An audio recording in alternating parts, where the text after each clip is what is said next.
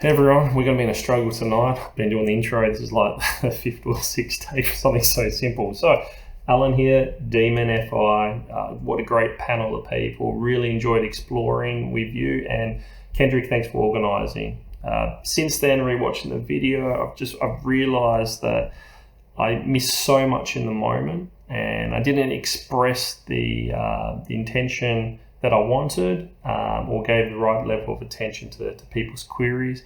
I also recognised since then that I've been trapped in a loop that I didn't realise, peacocking where I'm at with FI. And curious with this video and new thoughts I'm going to share, whether I still feel that same way afterwards. So this is a challenge for myself, and it's also a showing of respect for the panel people who once again I just really enjoyed being there with you in that moment. So thank you. Let's go to question 1. So I want to start this interview actually by just everyone sharing their FI a little bit. So just talk about some of the struggles you've had by having demon introvert feeling. As I wrote down stuff, I realised a lot of it's this, especially at a young age, not so much anymore, it's the type of stereotypical EJ stuff. So asking myself, why won't people reciprocate? Feeling ashamed to share or raise attention to things I liked. I mean, I remember in high school being a guitarist and interested in Red Hot Chili Peppers, and saving up enough money to buy one of their albums, the one with Under the Bridge, Blood Sugar Sex Magic, and I was embarrassed to tell people that I was interested in this, and I don't understand why. I just know that I was. And then a year later, Red Hot Chili Peppers toured Australia. They came to where I live, and I didn't go because I just assumed my parents wouldn't let me. And then all these people suddenly were like, "Oh yeah, we like Red Hot Chili Peppers," and went to the concert, and I was left with that as a conflicting moment of awareness. And once again, I didn't really know what it meant, other than I was aware of an incongruity. And so, once again, in the typical EJ flavour, deep incongruence between following the expectations of people that you value, typically family at a young age, versus your thoughts for self. But then when you start to explore those thoughts for self, it's what is self? How, and especially me being feminine identity, which I do agree with, it becomes, how do you turn something or convey something that is so liquid, malleable, constantly shifting into something solid that you can actually identify with? A real puzzle. And so quite often the path of least resistance is to follow somebody else's path. And that leads to a lot of tidal waves in that space.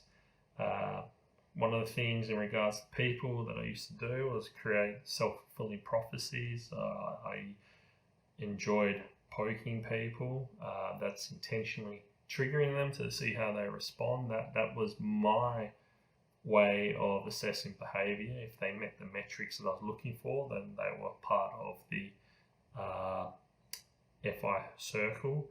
Otherwise, they were discarded like rotten meat. And so I cycled through a lot of friendship groups. Looking back at it now, thinking about it as I'm answering this question, I didn't actually appreciate at the time how readily I was accepted from group to group to group. But it gets to a point where you cycle through everyone, there's nothing left except for loneliness. And even in that vein, I once had a girlfriend that I broke up with because she went on a holiday and didn't buy me a gift. I didn't ask her to, she didn't have to, but yeah, I don't know. There's just a lot of weird, silly things I can't explain, but they happened. And that's part of that demon FI, lack of ability to communicate. And what else have I written here? Okay, so part of the peacocking has got to do with the work that I put into understanding identity and having a direction that I've consciously chosen to follow over the past few years. I've built up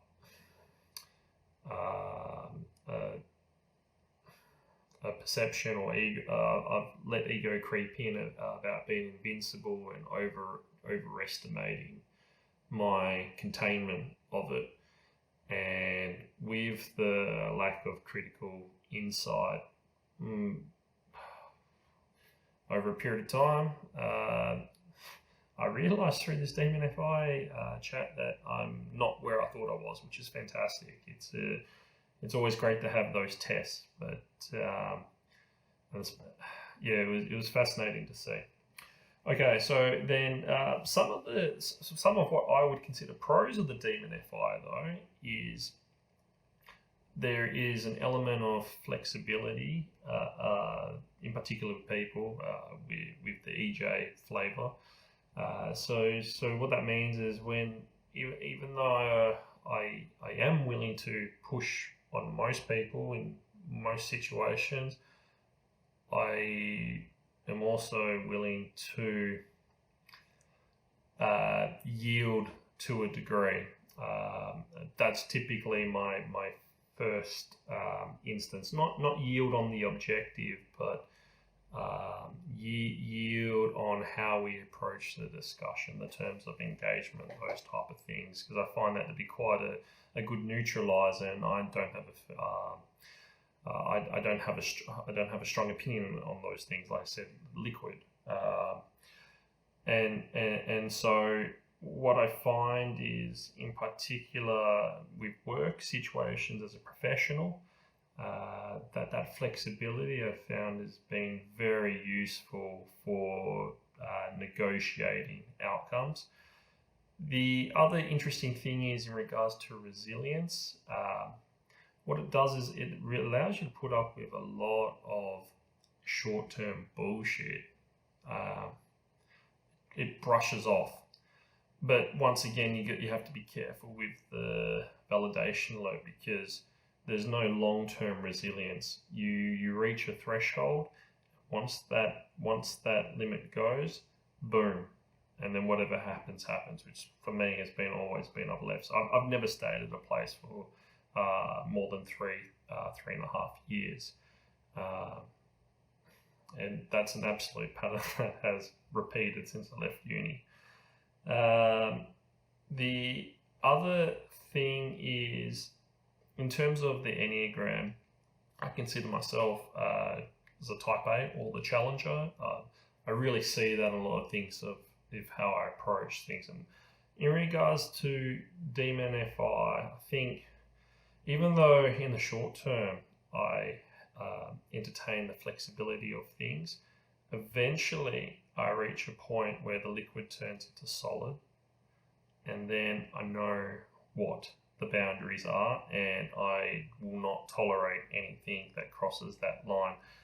So that's part of the long-term leaving, but also what it means is that when it comes to buying into somebody else's system, I'm a very late person that takes. I just won't buy in typically. I'm constantly changing my expectations, and I've just found people struggle to satisfy what I'm looking for. Part of that's obviously the blast last as well, which doesn't help. Okay. There's actually more. So the other thing is, potentially this is more blast last related, but I find that I've got limited assertion, and in regards to FI. So what that means is I don't, well, when I was younger, I didn't actively cultivate scenarios to satisfy FI. I let events come to me, and then I tactically maneuver to meet FI. So reactive versus proactive. I would say that I'm not. After doing this Demon FI panel, I'm not as proactive as I want to be, but I can see that the balance has shifted maybe 50-50. Okay, so then, yes, so the other thing is in regards to expressing FI or expressing a feeling, emotion, and labeling it. The vocabulary is extremely limited. I mean, I know there's things like emotion wheels, but even though there's nuance in the words, there's not necessarily nuance in the feeling. And so the assignment of those things feels somewhat arbitrary. And another way of looking at it is it's not black and white. Maybe when younger, it's probably more like a bit scale, couple different colors versus people that have got a wealth. Okay, so what else is there? Yes, and so with the expression, because there's the segments, there's not as many steps. The gap between what you feel is quite large. So the intensity between different emotions can be quite significant. And so my wife often says that I don't give out warning signs, and then the explosion comes out of nowhere. And I struggle to relate it because I feel like I've given warning signs, but they're not explicit words like please stop doing this, and I've worked a lot on pushing myself to communicate that. So when you've got the Demon FI and the Blast last, recipe for disaster. Okay, and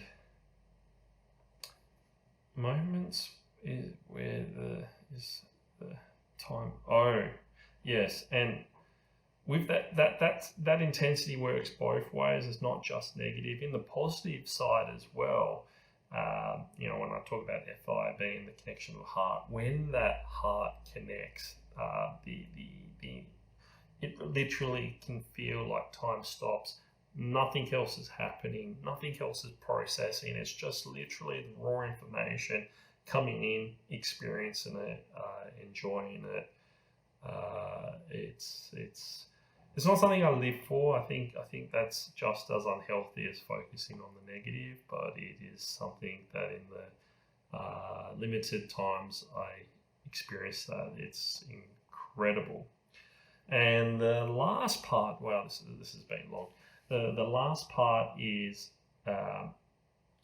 sure, this maybe applies to everyone, but when I've been in near-death situations, near or extremely risky,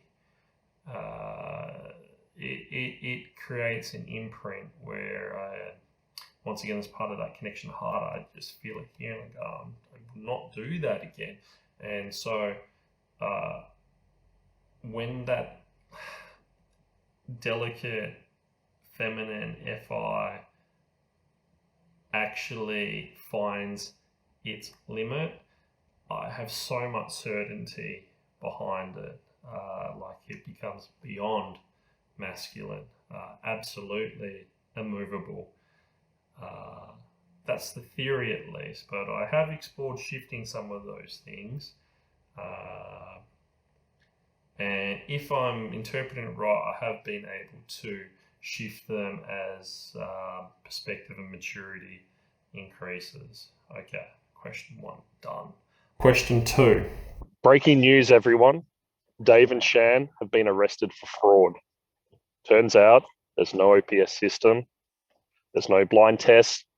There's been no typing results.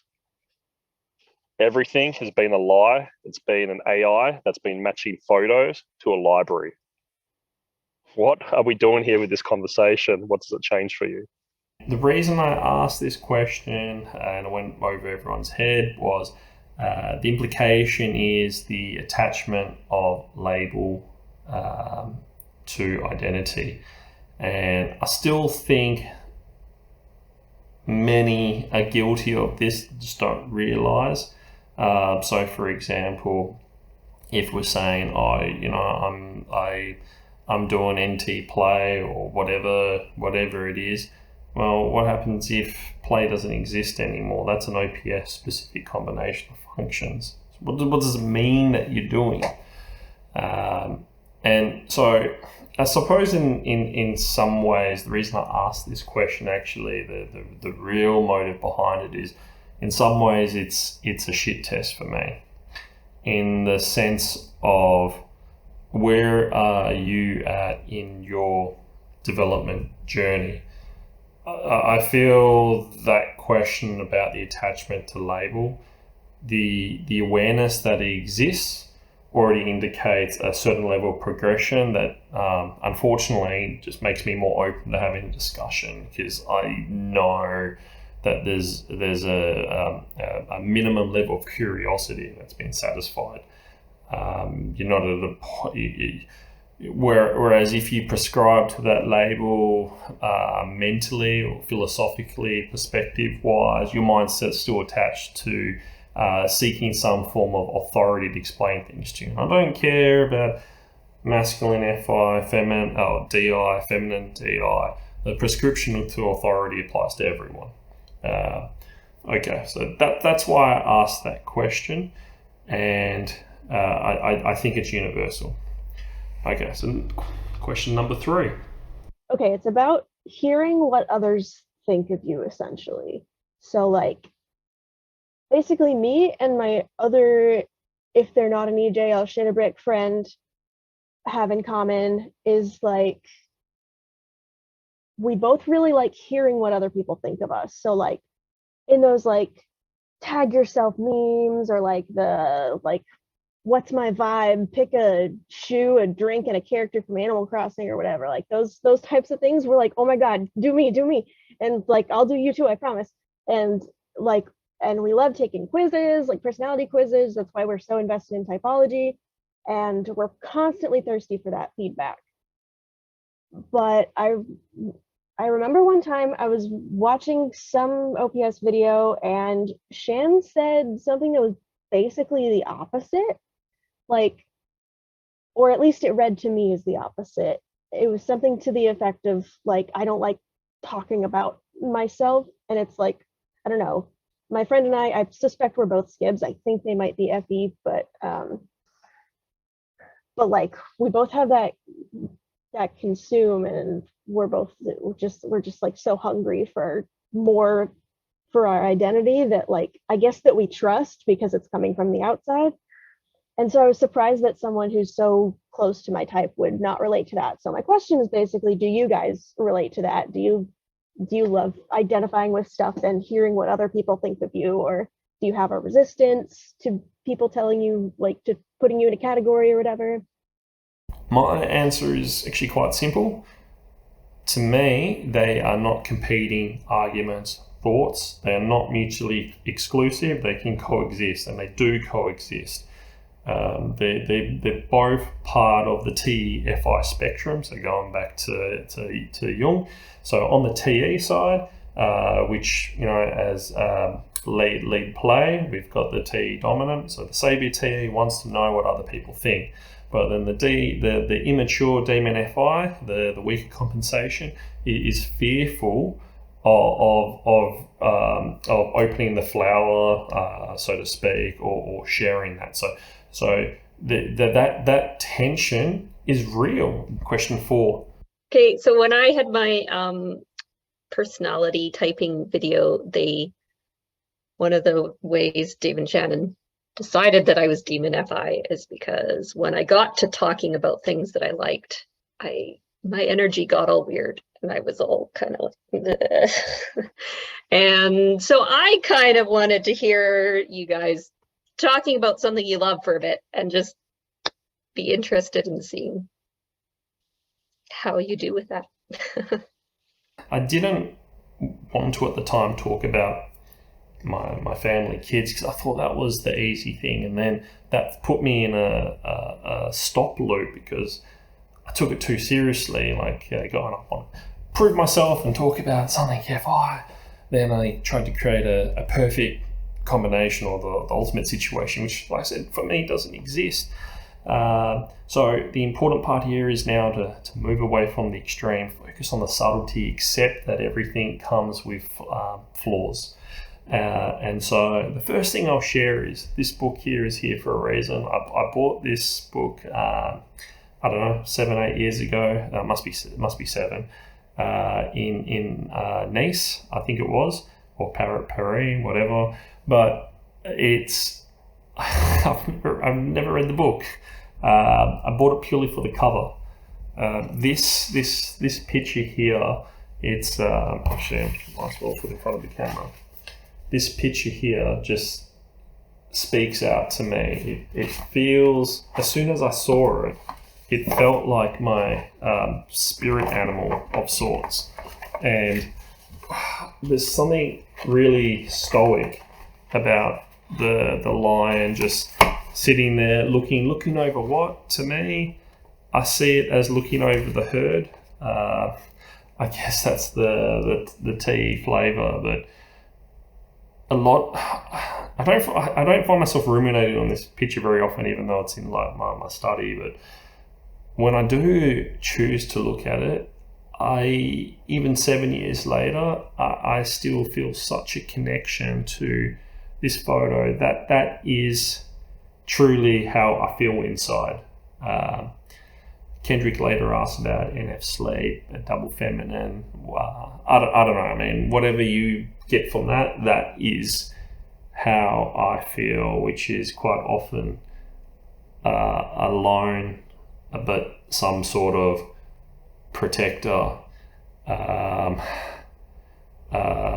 self-confident in capability to survive. It's actually fascinating. In regards to kids, there's the moments that you get with them where their needs are met, and there's this raw happiness and innocence that just exudes. Those moments are really heartwarming. And the next step up of love or intense feeling I get is when I see them struggle through something. It's something highly challenging for where their capabilities are at. And with help, they persist, overcome, and the satisfaction afterwards is just incredible. And I live for that, and help them process through it, remind them that they did it, and that they can keep doing it. We've got a saying in the house: we don't say no, we say I can do it.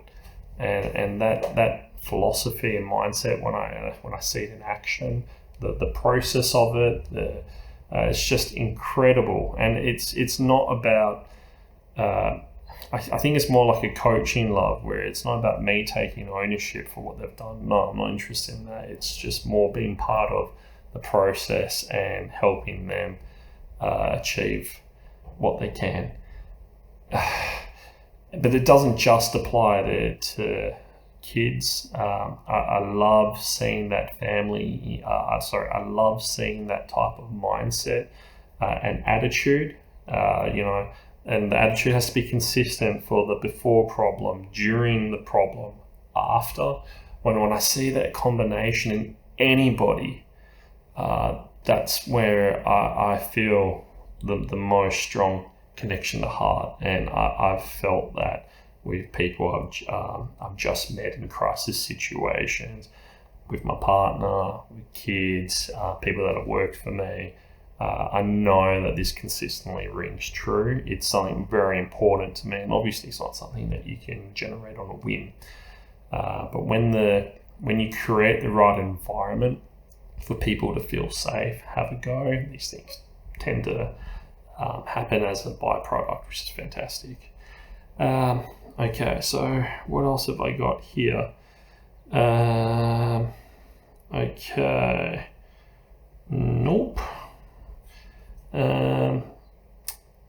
Okay, so the flip side of this is, because I love those experiences so much, I tend to surround myself with similar type people. People that are willing to push themselves like that. And this kind of comes into that whole Ed Milet air temperature. Don't surround yourself with people that will drop the temperature. The thing is, and I don't know if this is how Ed meant it, but this is at least how I've experienced it since. It's somewhat led me, unfortunately, it's contributed to me letting ego creep in, which has created an elitism which I didn't recognize as fully until this whole Demon FI video. And that's part of the whole peacocking thing, like talking about everyone's equal. I know deep down there is an element that knows that's true for me. I believe it's universally true, but the notion of that hasn't occupied my whole being. So there's still elements that are corrupt, and how that's come out and how I've realized that is through the surrounding myself with similar people, the whole Milet aircon. What that means is I've also now distanced myself from a lot of people that don't meet that criteria, hence the elitism. And that's led me to hermitize. And I've recognized for at least a year now that I've had a difficulty meaningfully interacting with people that how do you say, may not share this similar perspective or openness, curiosity to that of my own. And so I've responded to that by, I said, hermetizing, avoiding, disappearing. And I recognize now that is a poor choice. What am I going to do about it? I still need to figure that out, and it's not really that relevant to this video, but the first step always is awareness. I have that now. So to be fair, there's so much I've taken away from this video, but that there specifically is my biggest takeaway. And I thank everyone for that, because it truly is something that I've been pondering about on and off for a year and a half. Truly a year and a half, and I found the answer. It was me. It was me, but with that whole FI invincibility, I wouldn't allow myself to think it was me. Question 5. I'm curious what everyone here is actually doing to work on shoring up that poor baby FI.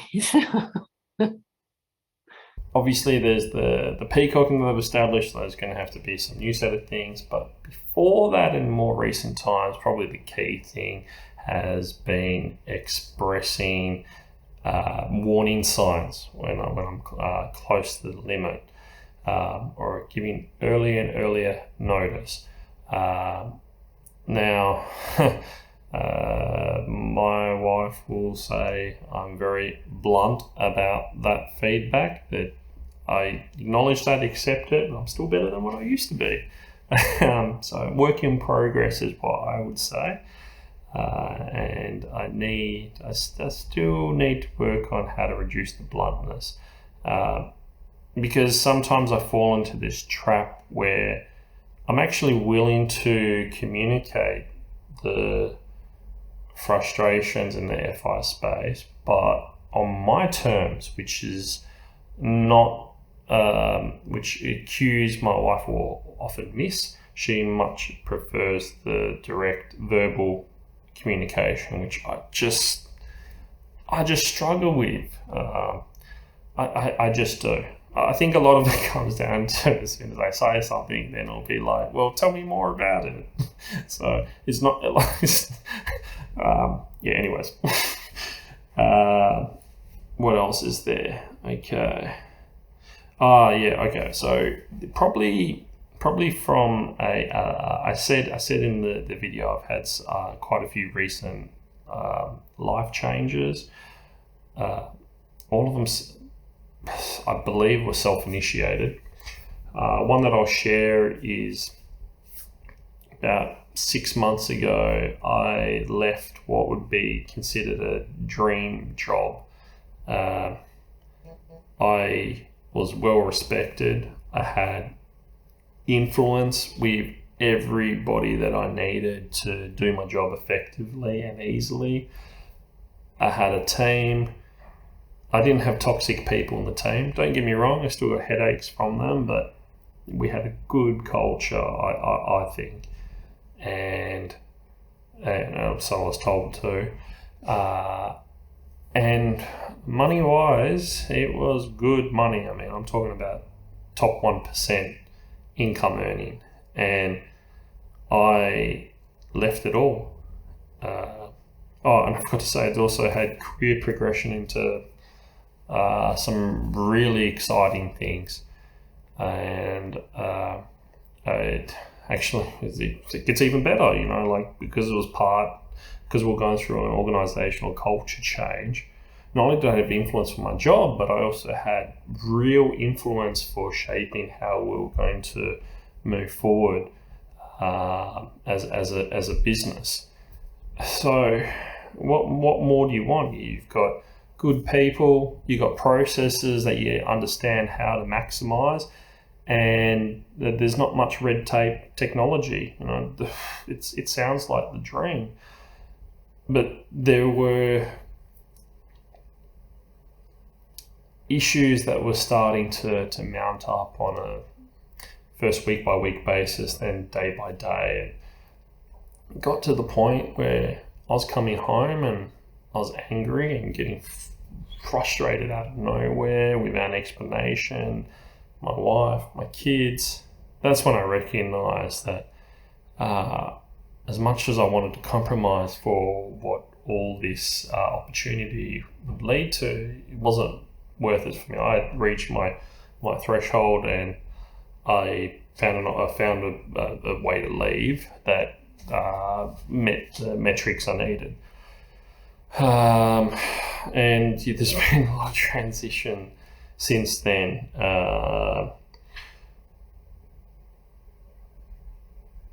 So what are these problems that were mounting up? Well, some of it had to do with increasing work demand, which is, you know, a position that's prevalent in a lot of places. I think for me, the problem is there were two streams that were both my demons were being activated at the same time. So the NF and the NT. I think if one of them was happening, I would be resilient. I think I truly believe I have enough resilience that it wouldn't have bothered me, because I would safely say one of those was always active throughout the role. But for both of them to constantly pinging,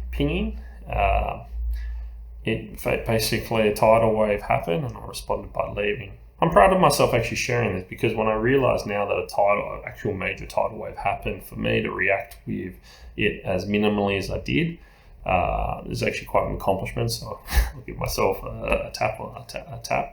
But what was happening is, we part of the org structure, organizational change, team change. I had to create the vision for a new team without being told what the team was there to do. So I didn't understand the purpose. I had to create. So my conundrum was chicken and the egg. I didn't ask to create a team. For the team that I got shifted into, I didn't get asked to do it. It was a newly formed team. I was told, you're going there. But I wasn't told what we're there to do. So because I didn't put my hand up to do that, I didn't have any buy-in. So the first step of how we're going to do it, what we're going to do, why we're there, I don't know. I couldn't figure out. I needed the permission. In my mind, I needed the permission of the people I reported to. They wouldn't give me the answers, and I pressed. Even the levels high, I pressed nothing.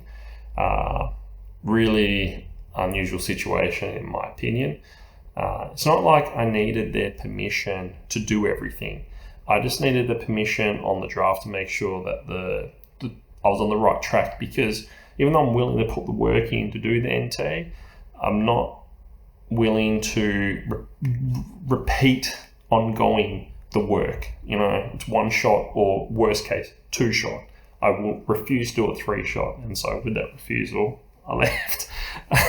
But the second part there was, before the org chart change, I'd set up a culture that I was really proud of.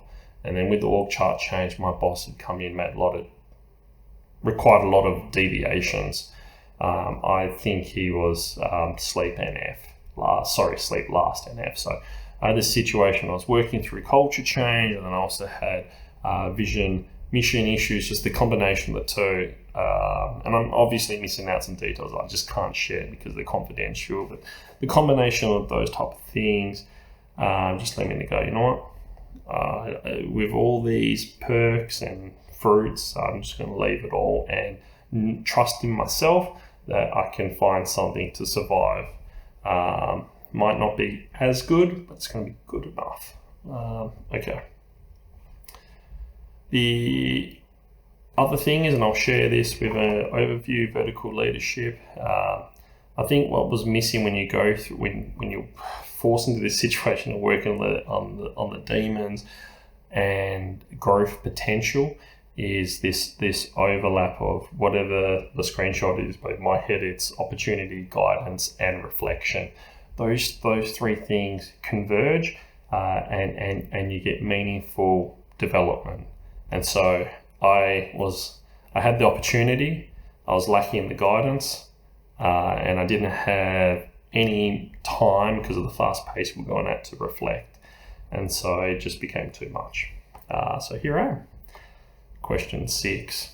Okay, tell me about a time that you ignored or went against your FI and it ended in unexpected disaster, when you thought it was the right thing to do, and it ended in a disaster that you did not expect.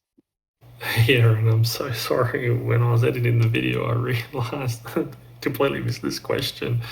Here we are. I said to you when you asked the question, I couldn't think of anything, and I still feel the same way. There's lots of times I ignore FI, intentionally, unintentionally, and it's led to a whole array of outcomes. Some absolutely terrifying, some completely unwelcome, but equally sometimes very pleasant surprises.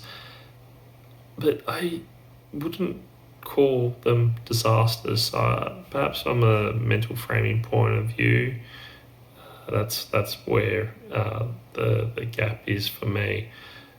But to entertain your question and worst case outcomes,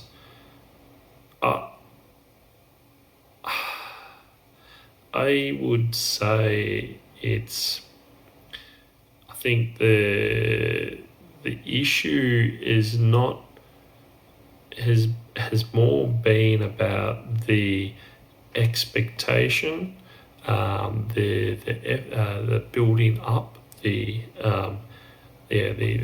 intensity of the weight, and how you visualize it in your mind, what it's going to be like, and then you receive the outcome and it only serves to disappoint. Nothing can live up to that mental projection. That's probably the closest thing I would classify to disaster. Honestly, it happens a bucket load. Question 7. And how are you putting people into that FI? How are you being choosy? What's the criteria?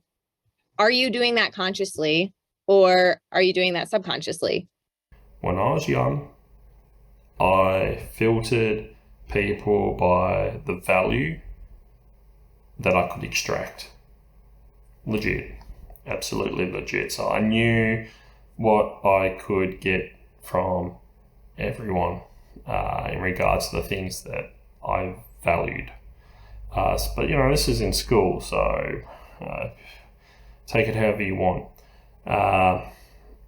And so literally then it was removed of empathy. Everyone was a chess piece.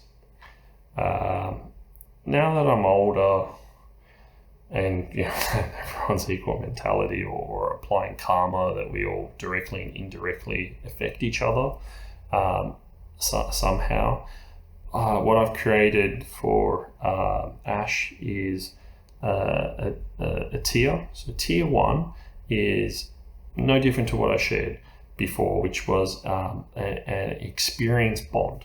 Okay, so not family at tier 1, or the deepest layer of FI. It's shared experience, FI that's been forged by trial. Okay, tier 2A. All right, so tier 2 split into A and B. Tier A is the prison bond. And what I mean by the prison bond is the shared FI is growing over time. People are stuck in the same place, maybe it's work or whatever, and you bond over time, but not crisis or trial. And this comes down to the level of trust you have with people.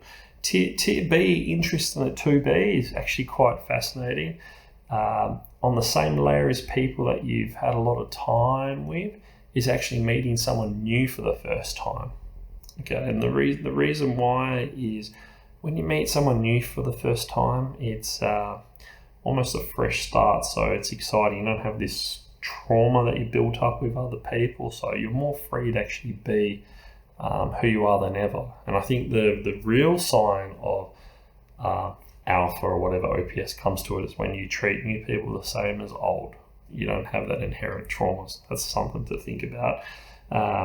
But yeah, without that legacy, that I don't know, I still find there's something exciting about meeting new people, and which is beyond just the play consume of new information. It's also there's things I can share because I know that worst comes to worst, I won't say them again.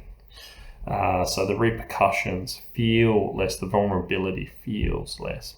So then we've had tier 1, 2A, 2B. Next tier is strangers. That goes self-explained. And then the last tier 4, is stressors. I didn't want to call a group toxic people because I think everything is a reflection of a snapshot in time. Things change.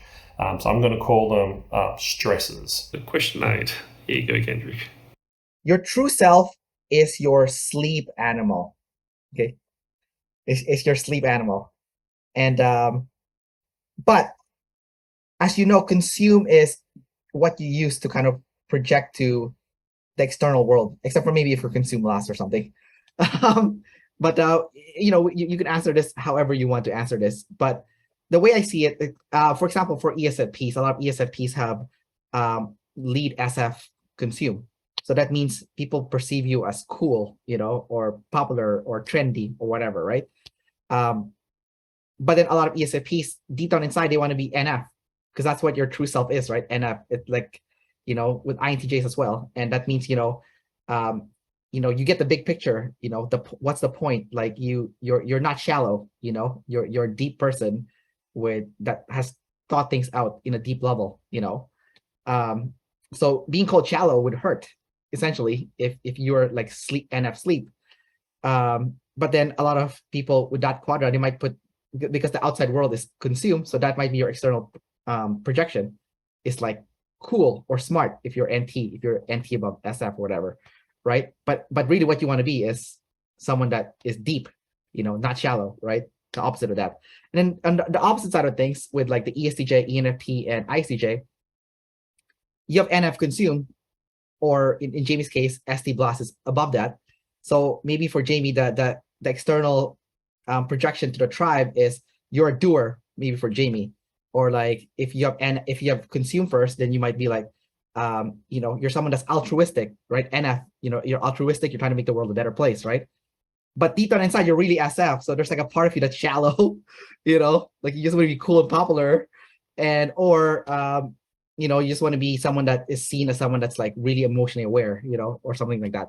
So what I'm trying to get at here is what you use with your extroverted animal is how you are perceived outwardly, and maybe that's not really how you want to feel respected or acknowledged. You want to be acknowledged for your sleep animal, but maybe that's not happening because you're not using it as the main thing that you put out there. Because if you do put your sleep animal first, it hurts, so I kind of want to hear you guys' take on that, from your own personal experience, where you did crave to be recognized or acknowledged or to be seen based on your sleep animal, but instead you got something else because you were using your play or your blast or your consume instead, and then now you have like, you feel unfulfilled or you feel like something's missing, but really it's your fault because you didn't put out that sleep animal first. Man, this is just a really good question, Kendrick. The more I've thought about it, the more I've realized how little this hit when you said it, and even with the examples. But when I've thought about it, and then I've thought about how could this actually apply in my workplace, and one of the things with the last place I worked at, because I was in a leadership position, I've had a lot of formal feedback, as in what we call 360-degree feedback from peers, people that I provide output to, people I report to. So I've actually got a lot of useful information, and I've been, I'll share it as an overlay, but ironically enough, my style has been labelled as the ideal type of leader for a productive and well-balanced culture, with a little perceived over-yielding, if I recall right. Anyways, the reason I'm sharing that is when I think about the patterns at work, at home, and as work as a leader, I'll just read this. I'm actively trying to create environments, cultures that focus on inclusivity, accountability, trust. Those are all critical pillars for me, how I want to operate with people. And so I know even when I've been in toxic places, people that have been in my sphere of influence have felt those type of things. They've given me direct feedback about the support, like I said, inclusivity, accountability. So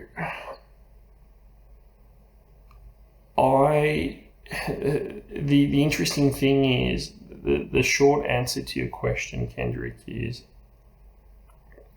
the sleep animal, the NF, is important.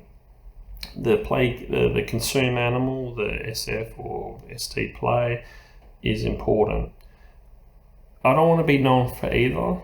I think this goes back to Nina's question, where you've got an axis and you've got one extreme and the other extreme. I want to be known for both.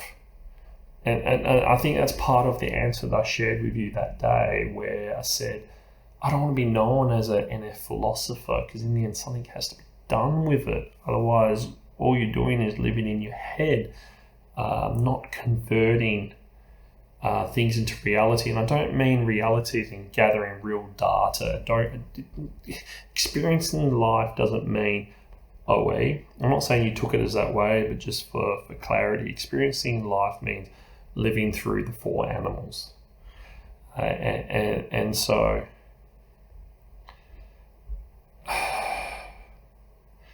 above all else, I do want to be known as a person that gets things done. I think the ST is very hard for me to escape from.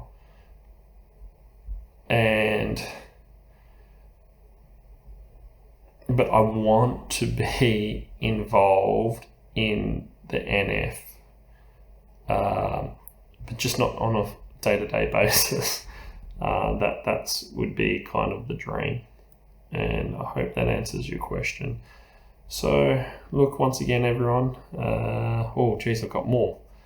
No, I think let's call it. So once again, look, everyone, thank you, really appreciate this. And for those that I'll re-watch the other people's videos, and I'll pass on some feedback if anything is relevant. Thanks, bye.